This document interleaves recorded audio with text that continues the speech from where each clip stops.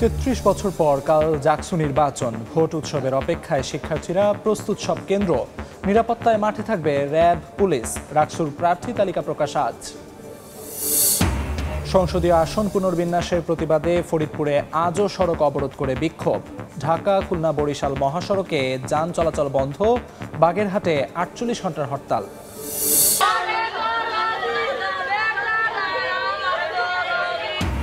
কুষ্টিয়ায় আধিপত্য বিস্তার নিয়ে দুপক্ষের সংঘর্ষ, বাড়িঘর ভাঙচুর, নিহত 2, আহত 5। রাজশাহীর পুঠিয়ায় নিখোঁজের একদিন পর অটোরিকশা চালকের লাশ উদ্ধার। এনজিও ঋণ নিয়ে রাজশাহীতে সর্বশান্ত অনেক পরিবার। দেনার চাপে বাড়ছে আত্মহত্যার ঘটনাও। গ্রাহকের টাকা নিয়ে লাপাত্তা বহু প্রতিষ্ঠান। অভিযোগ পেলে ব্যবস্থার আশ্বাস। এবং আতঙ্ক ছড়াচ্ছে অ্যানথ্রাক্স ভাইরাস। রংপুরের পীরগাছায় আক্রান্ত অর্ধশতাধিক, মৃত্যু 2 জনের। জীবাণু বহনকারী পশু জবাই ও মাংস বিক্রি বন্ধ না হলে মহামারীর শঙ্কা।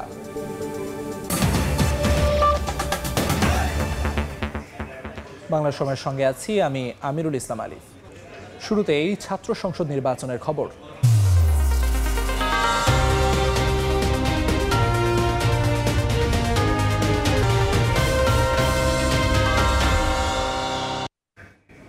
জাহাঙ্গীরনগর বিশ্ববিদ্যালয়ে কেন্দ্রীয় ছাত্র সংসদ, জাকসু ও হল সংসদ নির্বাচন কাল। উৎসবমুখর নির্বাচনের জন্য মুখিয়ে আছে পুরো ক্যাম্পাস। নির্বাচনী সব আনুষ্ঠানিকতা শেষ হয়েছে বলে জানিয়েছে কমিশন।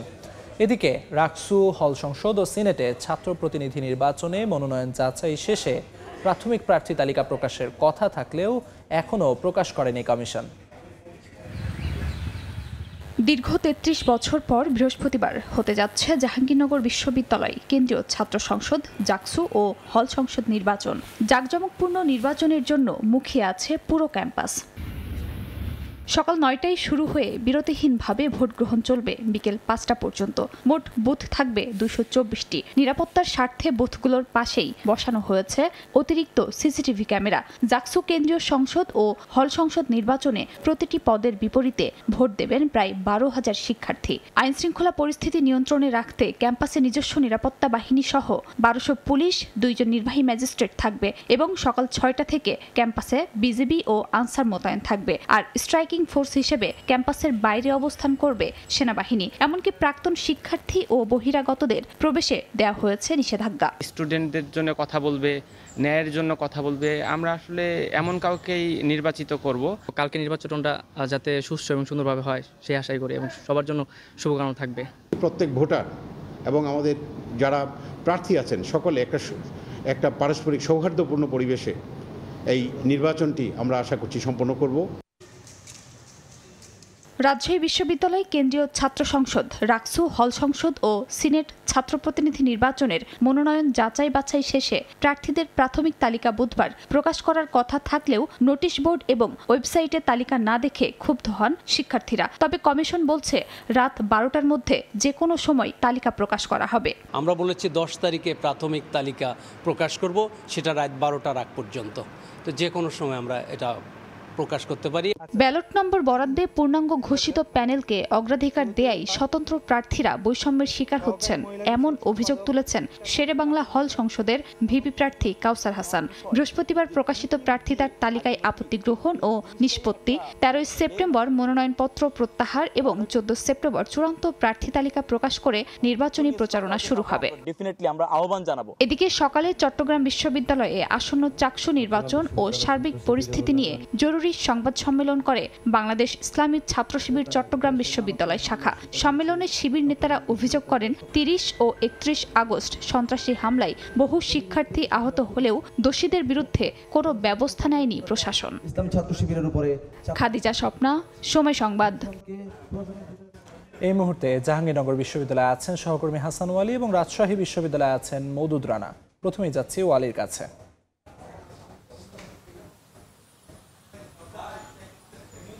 রাত পোহালে অনুষ্ঠিত হতে যাচ্ছে জাহাঙ্গীরনগর বিশ্ববিদ্যালয় কেন্দ্রীয় ছাত্র সংসদ জাকসু নির্বাচন। প্রায় ৩৩ বছর পর অনুষ্ঠিত হতে যাওয়া জাকসু নির্বাচনকে ঘিরে আমরা দেখেছি গত কয়েকদিন ধরে কর্মযোগ্য শিক্ষার্থীদের মধ্যে যেমন উন্মাদনা ছিল, একই সঙ্গে কিন্তু বিশ্ববিদ্যালয় প্রশাসনও চেষ্টা করেছে যাতে করে সঠিক সময়ের মধ্যে নির্বাচন আয়োজনের। এখন পর্যন্ত জাকসুতে 25টি পদের বিপরীতে প্রতিদ্বন্দ্বিতা করছেন 117 জন। এর বাইরে 21টি হলে প্রার্থীরা রয়েছেন, প্যানেল রয়েছেন। এর মধ্যে যে 10টি নারীদের হল রয়েছে সেখানেও কিন্তু নারীদের উপস্থিতি দেখেছি, কিন্তু কিছুটা উপস্থিতি কম, অর্থাৎ প্রার্থী হওয়ার ক্ষেত্রেও নারীদের সংকট দেখা দিয়েছে। অনেকে বিনা প্রতিদ্বন্দ্বিতায় বিজয়ী হয়েছেন।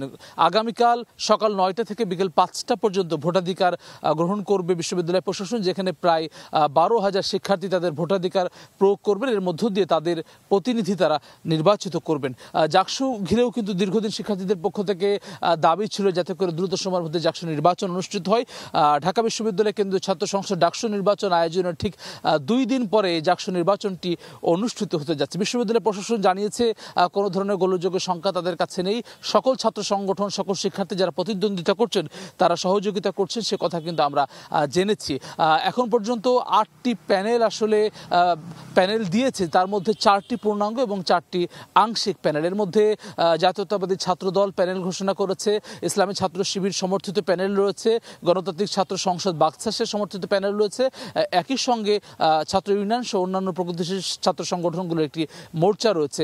এর বাইরেও বেশ কিছু সংগঠন মিলিয়ে আরও 4টি আংশিক প্যানেল রয়েছে। সব মিলে জমজমাট একটি ভোটের লড়াই হতে যাচ্ছে আগামীকাল জাহাঙ্গীরনগর বিশ্ববিদ্যালয়ের শিক্ষার্থীরা তাদের পছন্দের প্রার্থীকে বিজয়ী করবেন। এই গত কয়েকদিন কিন্তু আসলে গতকাল পর্যন্ত যে প্রচারণা চলেছে সেখানে কিন্তু প্রার্থীরা তাদের ইশতেহারে শিক্ষার্থীদেরকে জানিয়েছেন কিভাবে আসলে শিক্ষার্থীদের জন্য তারা কাজ করতে চান, গবেষণাধর্মী বিশ্ববিদ্যালয় করতে চান, নারীদের জন্য সুষ্ঠু পরিবেশ তারা নিশ্চিত করতে চান, এমন নানান ধরনের ইশতেহার তারা দিয়েছেন। তার আলোকেই কিন্তু আসলে শিক্ষার্থীরা আগামীকাল তাদের ভোটাধিকার প্রয়োগ করবেন। আমরা জানি এর পরপরই রাকসু নির্বাচন অনুষ্ঠিত হতে যাচ্ছে। রাকসু নির্বাচনের সবশেষ জানবো আমার সহকর্মী রয়েছেন মওদুদ রানার কাছ থেকে। অবশেষে রাজশাহী বিশ্ববিদ্যালয়ের কেন্দ্রীয় ছাত্র সংসদ, সিনেট ছাত্র প্রতিনিধি এবং হল সংসদের প্রার্থীদের যে প্রাথমিক তালিকা সেটি প্রকাশ করেছে রাকসু নির্বাচন কমিশন। এবং সন্ধ্যার কিছু আগে অর্থাৎ 6টার শুরুতেই তারা যে প্রার্থী তালিকা সেটি ওয়েবসাইটে প্রকাশ করেন এবং রাকসু নির্বাচন কমিশনের যে নোটিশ বোর্ড রয়েছে সেখানে তারা সেটি সাটিয়ে দেন। আমরা যেটি দেখেছি যে রাকসু এবং সিনেট ছাত্র প্রতিনিধি পদে 322 জন মনোনয়ন জমা দিয়েছিলেন, সেক্ষেত্রে 7 জন বাদ পড়েছে এবং 315 জনের প্রার্থিতা এখনও টিকে আছে। যে 7 জন বাদ পড়েছেন তার মধ্যে একজন ভিপি এবং একজন জিএস পদের প্রার্থী রয়েছেন। তারা যেটি বলছেন যে ড্রপ টেস্টের কাগজ, অসম্পূর্ণ তথ্য, স্বাক্ষর না থাকার কারণে তাদেরকে বাদ দেওয়া হয়েছে। তবে আগামীকাল তাদের যে আপত্তি সেটি গ্রহণ করা হবে এবং আগামীকাল শুনানি শেষে সেটি নিষ্পত্তি করা হবে।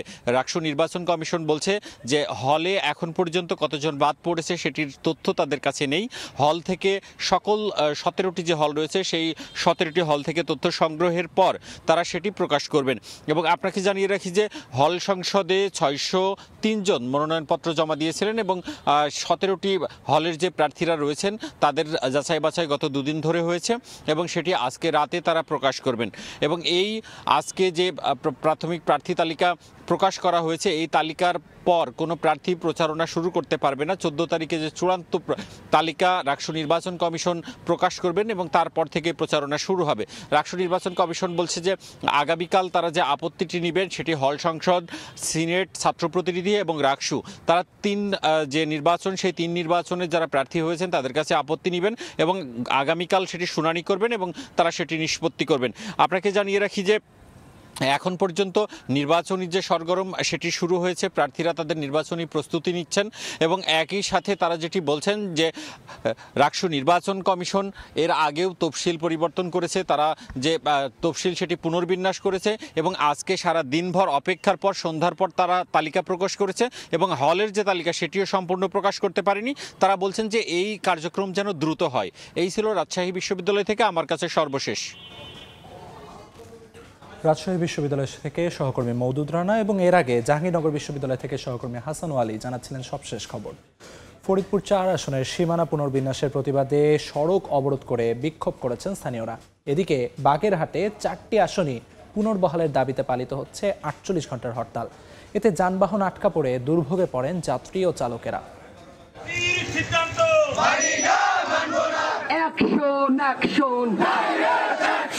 স্লোগানে মুখর পথঘাট। ফরিদপুর 4 আসনের পুনর্বিন্যাস মানতে রাজি নন স্থানীয়রা।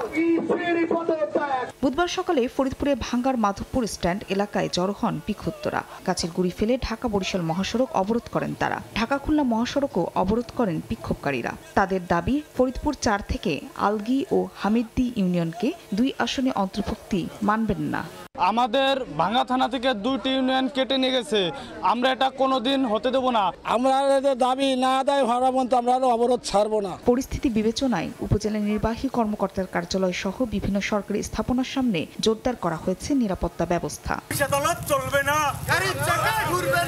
বাগেরহাটে 4টি আসনে পুনর্বহালের দাবিতে বুধবার সকাল থেকে 48 ঘন্টার হরতাল চলছে। খুলনা ঢাকা মহাসড়ক অবরোধ করে 20টি স্থানে অবস্থান নেন সর্বদলীয় সম্মিলিত কমিটির সদস্যরা। পরে মিছিল করে জেলা নির্বাচন কর্মকর্তার কার্যালয় ঘেরাও করেন। তাদের সঙ্গে যুক্ত হন জামাত বিএনপির নেতাকর্মীরা।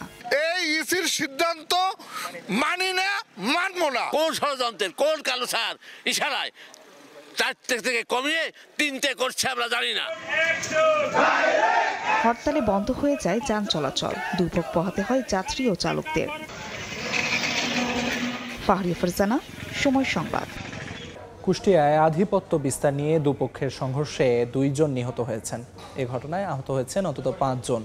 ভোররাতে দৌলতপুরের বাগওয়ান কান্দিপাড়া গ্রামে এ ঘটনা ঘটে। পুলিশ জানায়, আধিপত্য বিস্তার নিয়ে বায়েজিদ সর্দার ও সোহেল মণ্ডল গ্রুপের মধ্যে বিরোধ সৃষ্টি হয়। এরই জেরে সংঘর্ষে জড়িয়ে পড়ে দুপক্ষের লোকজন। এ সময় ধারালো অস্ত্রের আঘাতে সর্দার গ্রুপের সারভান সর্দার ঘটনাস্থলেই নিহত হন। গুরুতর আহত বায়েজিদ সর্দারকে উদ্ধার করে রাজশাহী মেডিকেলে নেওয়া হলে চিকিৎসক মৃত ঘোষণা করেন।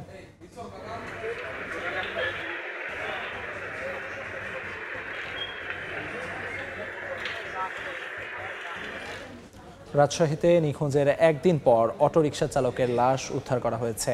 স্বজনরা জানান, গতকাল সন্ধ্যায় পুঠিয়ার জরমডাঙ্গা গ্রামের বাড়ি থেকে বের হন অটোরিকশা চালক সোহেল। এরপর বাড়ি ফিরেনি সে। আজ সকালে কান্দ্রা এলাকার একটি কলা বাগানে সোহেলের লাশ দেখতে পান স্থানীয়রা। ঘটনাস্থল থেকে লাশ উদ্ধার করে রাজশাহী মেডিকেল কলেজ হাসপাতালের মর্গে পাঠায় পুলিশ।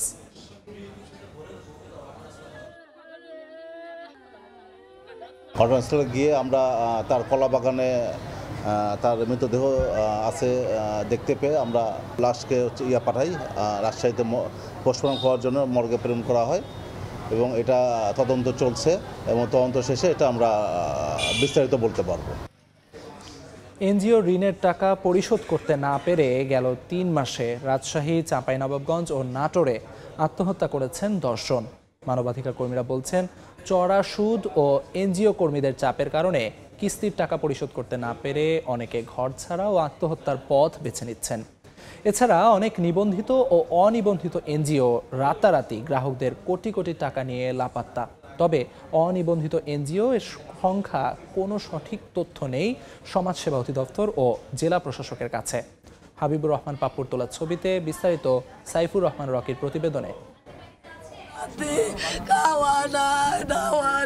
হাউমাউ করে কাঁদছেন রাজশাহীর বাগমারা উপজেলার শেখপাড়া গ্রামের পেয়ারা বেগম। সম্প্রতি আলোর বাংলা ফাউন্ডেশন নামে একটি এনজিও তার 5 লাখ টাকা নিয়ে উধাও হয়। পানের বরজে কাজ করে তিল করে জমানো টাকা এখানে রেখেছিলেন তিনি। বছরে প্রতি লাখে 20,000 টাকা লাভ দেওয়ার কথা ছিল এনজিওটির। পানের বরে কাজ করো, আমার টাকা স্যার, ওই টাকা আমি 7-8 মাস আগে এনে টাকা চাচ্ছি, ওই টাকা আমাকে দেয়নি স্যার। এনজিওটি প্রায় 6,000 গ্রাহকের 50 কোটি টাকা নিয়ে লাপাত্তা। প্রতিষ্ঠানটির পরিচালক আজিজুর রহমানকে নিজ বাড়িতে গত 5 দিন ধরে আটকে রেখে পাহারা দিচ্ছেন গ্রাহকরা। তবে অভিযুক্ত বলছেন, পর্যায়ক্রমে পরিশোধ করা হবে গ্রাহকদের টাকা। আমি গায়ের মানুষের সাথে আছি, আপনাদের সাথে আছি, সবার সাথে আছি। পর্যায়ক্রমে আমরা অবশ্যই সব টাকা দিয়ে দেব।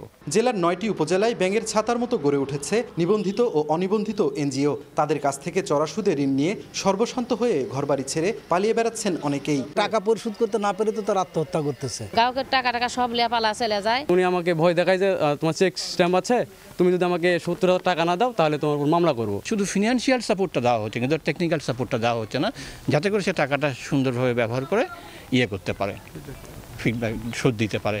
এই কারণে হতাশা এবং হতাশা থেকেই আত্মহত্যার ব্যাপারটা চলে আসছে। এ বিষয়ে জেলা সমাজসেবা অধিদপ্তরের কর্মকর্তা ক্যামেরার সামনে কথা বলতে রাজি না হলেও অতিরিক্ত জেলা প্রশাসক ও পুলিশ কর্মকর্তা বলছেন, গ্রাহকদের টাকা নিয়ে লাপাত্তা হচ্ছে এমন এনজিওগুলোর রেজিস্ট্রেশন বাতিলের পাশাপাশি অভিযোগ পেলে নেওয়া হবে আইনি ব্যবস্থা। যখন কোনো অভিযোগ পেয়ে থাকি তখন এগুলো যাচাই বাছাই করে তার বিরুদ্ধে ব্যবস্থা গ্রহণ করে থাকি। সাধারণ মানুষ প্রতারিত হচ্ছে, তাহলে আমরা এরকমের অভিযোগ পেলে আমরা তাদের বিরুদ্ধে আইনগত ব্যবস্থা গ্রহণ করব। সমাজসেবা অধিদপ্তরের দেয়া তথ্য মতে জেলায় মোট এনজিও রয়েছে 1200, নিয়মিত কার্যক্রম পরিচালনা করছে 789টি। তথ্য নেই অনিবন্ধিত এনজিওগুলোর সংখ্যা। সাইফুর রহমান রকি, সময় সংবাদ, রাজশাহী। হবিগঞ্জে পানিতে ডুবে একই পরিবারের 3 শিশুর মৃত্যু হয়েছে। দুপুরে নবগঞ্জ উপজেলার পাঞ্জরাই গ্রামে বাড়ির পাশে খেলার সময় এক শিশু পুকুরে পড়ে যায়। তাকে বাঁচাতে গিয়ে আরও 2 শিশু পানিতে পড়ে যায়। এক পর্যায়ে 5 বছর বয়সী অহনা নামে এক শিশুকে ভাসমান অবস্থায় দেখতে পান এক নারী। এরপর খোঁজাখুঁজি করে পুকুর থেকে 3 বছরের শ্রাবণ ও 4 বছর বয়সী শুভ সরকারকে উদ্ধার করে স্থানীয় উপজেলা স্বাস্থ্য কমপ্লেক্সে নিয়ে যায় এলাকাবাসী। একে মৃত ঘোষণা করেন চিকিৎসক। শ্রাবণ ও শুভ সম্পর্কে চাচাতো ভাই, আর অহনা তাদের ফুফাতো বোন। মাগুরায় বিদ্যুৎ স্পৃষ্টে একজনের মৃত্যু হয়েছে।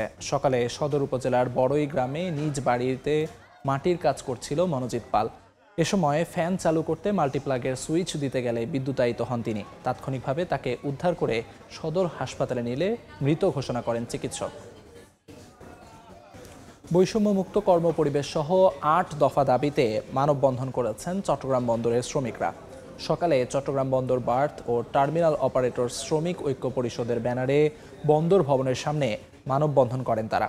দেশের অর্থনীতিতে সবচেয়ে গুরুত্বপূর্ণ ভূমিকা রাখা বন্দর শ্রমিকদের বেতন বৈষম্য দূর করার দাবি জানান শ্রমিকরা। গেল অর্থবছর বৈশ্বিক মন্দা ও দেশের রাজনৈতিক পট পরিবর্তনের মধ্যেও অর্থনৈতিক গতি ধরে রাখা দেশের প্রধান সমুদ্র বন্দর চট্টগ্রাম বন্দর। 2024-25 অর্থবছরে এই বন্দর কন্টেনার পরিবহন করে প্রায় 32,96,000 TEUs। তবে সরকারের রাজস্ব আয় বাড়ানো এই বন্দরে শ্রমিকদের জীবনযাত্রার কোনো উন্নতি নেই, এমন দাবি এনে বুধবার 8 দফা বাস্তবায়নে মাঠে নামেন বন্দরের বিভিন্ন সেক্টরের শ্রমিকরা। আমরা 8টা দাবি নিয়ে এখানে দাঁড়িয়েছি। এই সময় শ্রমিকরা অভিযোগ করেন, প্রতি বছরেই বন্দরে কন্টেনার হ্যান্ডেলিং বাড়ছে, বন্দর আন্তর্জাতিক মানের হচ্ছে, কিন্তু এই বন্দরের সবচেয়ে বেশি কায়িক পরিশ্রম করা শ্রমিকদের ভাগ্যের কোনো উন্নয়ন হচ্ছে না। সুষ্ঠু কর্মপরিবেশ সহ বেতনের বৈষম্য দূর করার দাবি জানান তারা। এই বন্দর থেকে দেশ বাঁচে, এই বন্দর থেকে সবকিছুই বাঁচে, তাহলে সে বন্দরে আমরা কর্ম করি। আজকে মৃত্যুকালে গেলে আমরা বন্দা মিলিয়ে করবো। একজন শ্রমিক বন্দরে 25 বছর 30 বছর 40 বছর কাজ করার পরে সে মাত্র 3 লাখ 4 লাখ টাকা নিয়ে কেন বাড়িতে যাবে? 3-4 লাখ টাকা দিয়ে কি হয়? একটি বন্দরে 2টা বৈষম্য থাকতে পারে না। আমরা চাই সমপরিমাণ মজুরি বন্দরের মধ্যে জিসিবি এবং এনসিডি সিসিটিতে প্রদান করতে হবে। আমাদেরকে আন্তর্জাতিক বন্দর মানের স্বতন্ত্র প্যানেল স্কুল দেওয়া হোক, এবং এই যে আমাদের যে সমস্ত শ্রমিক কর্মচারী ভাইয়েরা আছে তাদের যে দাবিগুলো আছে এই দাবিগুলো যেন কর্তৃপক্ষ পূরণ করে। দেশের আমদানি রফতানি বাণিজ্যের 92% সম্পন্ন হয় চট্টগ্রাম বন্দর দিয়ে। এই বন্দরে নিবন্ধিত অনিবন্ধিত মিলে প্রায় 5,000 বার্থ ও টার্মিনাল অপারেটর শ্রমিক রয়েছে। ফেদুসলিপি, সময় সংবাদ, চট্টগ্রাম। বিশেষ শর্ত ও অনুমতি নিয়ে কাঁচা পাট রফতানি প্রজ্ঞাপন জারির প্রতিবাদে খুলনায় সড়ক অবরোধ করে বিক্ষোভ করেছেন শ্রমিকরা।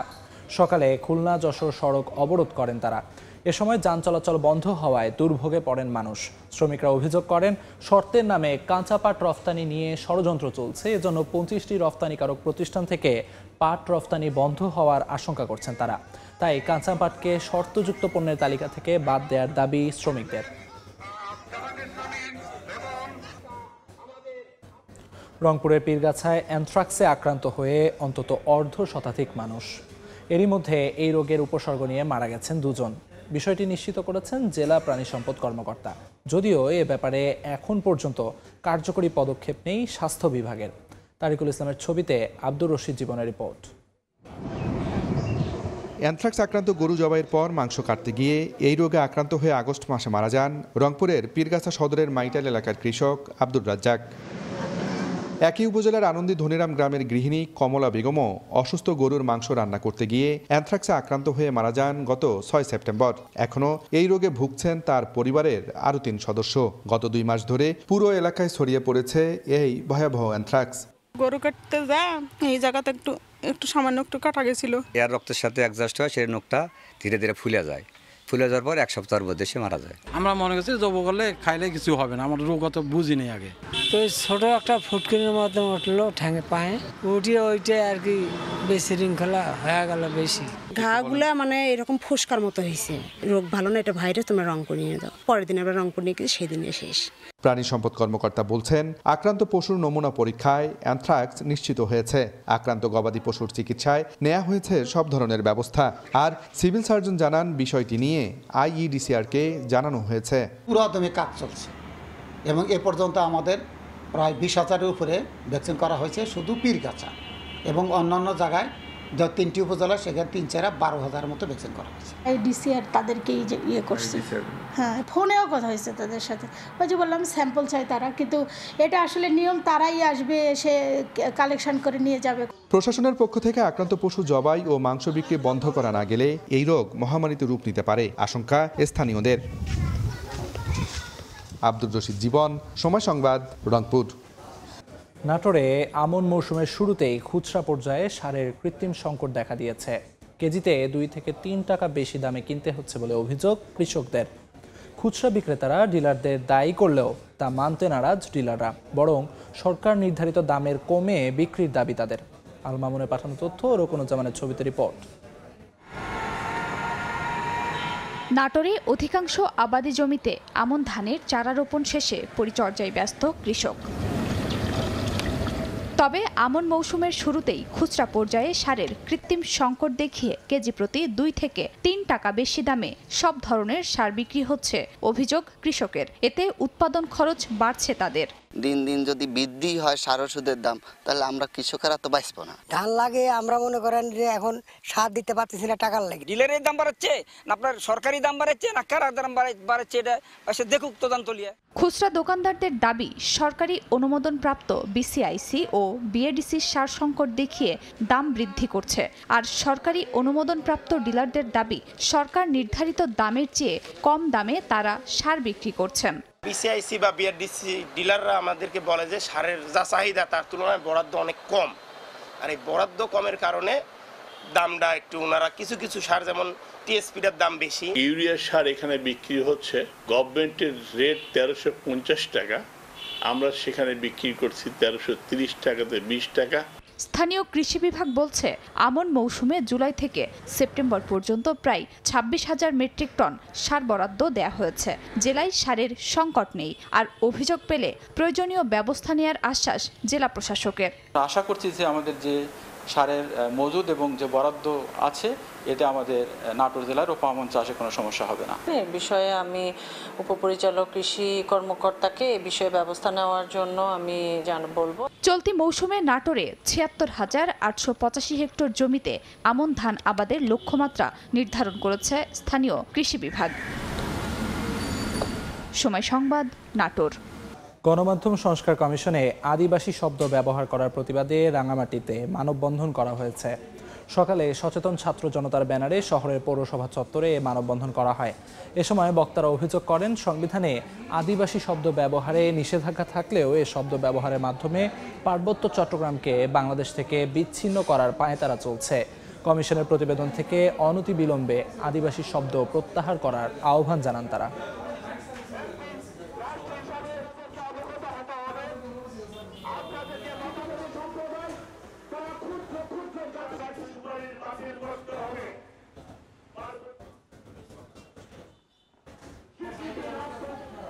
বাংলা সময়ের শীর্ষ সংবাদগুলো জানিয়ে দিচ্ছি আরেকবার।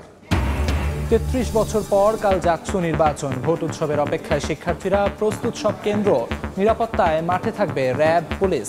ডাকসুর প্রার্থী তালিকা প্রকাশ আজ। সংসদীয় আসন পুনর্বিন্যাসের প্রতিবাদে ফরিদপুরে আজও সড়ক অবরোধ করে বিক্ষোভ। ঢাকা, খুলনা, বরিশাল মহাসড়কে যান চলাচল বন্ধ, বাগেরহাটে 48 ঘন্টার হরতাল।